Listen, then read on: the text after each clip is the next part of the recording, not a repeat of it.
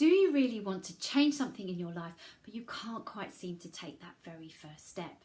Or perhaps you get all excited and take action straight away, but then find your motivation disappears completely and you've gone back to doing exactly what you were doing beforehand. Now, my guess is that you're probably doing a little bit of both in different areas of your life.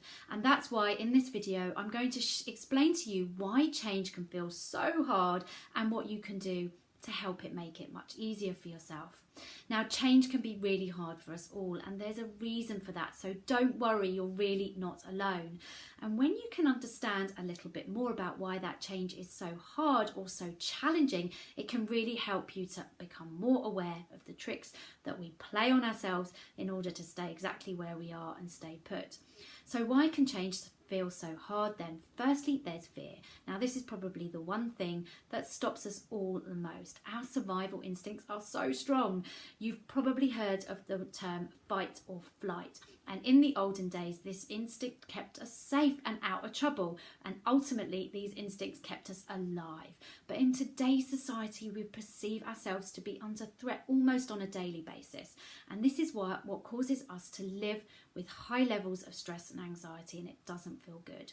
We've all felt like this when something unexpected happens and it feels like the rug's been pulled out from underneath our feet completely. Or perhaps what we're doing is clinging so tightly to something that we feel we wouldn't survive if we no longer had it. So for some of us, it can quite literally feel like our survival is constantly under threat on a day-to-day basis. So when you decide to take action to create something completely new and different, your survival instinct kicks in because you're not even sure if you're going to be safe in that new change. So it's safer to stay where you are, and so we don't create the change we want so very, very much. And secondly, there's random action. Now, this happens when we're not really clear on what we want to change going forward at all. We just know that we don't want to be where we are right now. So what we do is we take random action in the very hope that it's going to get you away from where you are at the moment. And it will absolutely do that in the short term. And you'll notice that things will change for you in that short term. But those random actions will always feel like hard work and an uphill struggle. And that's likely because what you're doing is taking you in a different direction and you don't even want to be there either. You will quickly lose motivation in this way, and then quite possibly that it will feel like nothing much has really changed at all.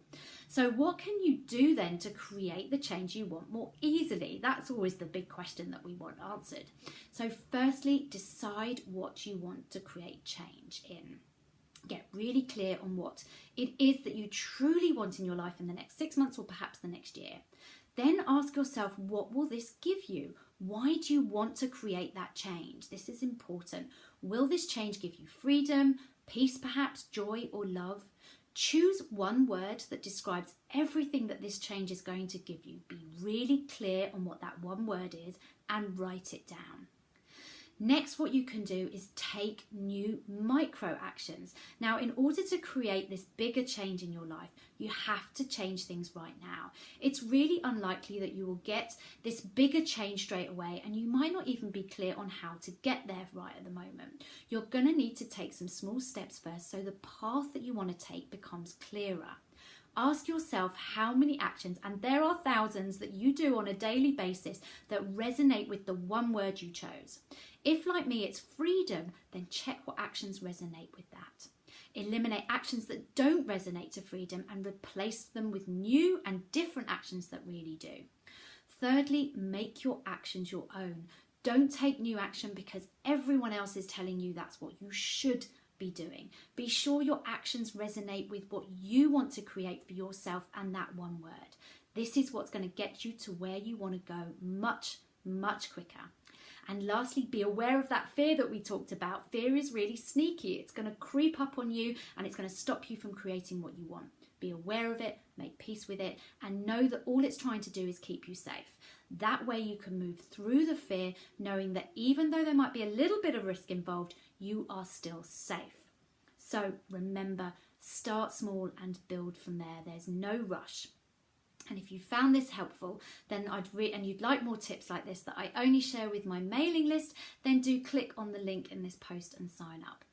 Also, don't forget that if you'd like to work with me one-to-one, then I offer 5 people a free mindfulness consultation every single month. Just click on the other link in the post below, and I'll see you again for my next video.